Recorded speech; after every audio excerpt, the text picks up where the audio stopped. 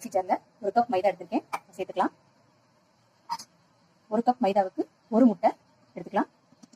உப்பு, கொஞ்சம் மஞ்சள் சேர்த்து 1 கப் தண்ணி சேர்த்துக்கலாம். இந்த ஒரு அடி அடிச்சு வந்துடலாம். மிக்சியில் போட்டு அடிச்சதை ஒரு பாத்திரத்துக்கு மாத்திருக்கேன். நல்ல தோசை மாவு பதத்துக்கு கலந்து வச்சுக்கலாம்.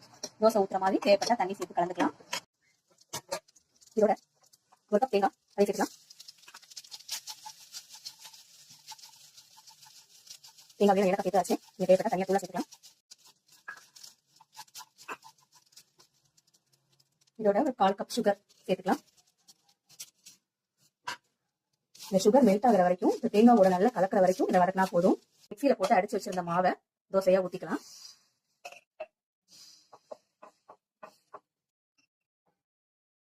நம்ம கலந்து வச்ச தேங்காய் சீனி கலவை எடுத்துக்கலாம்.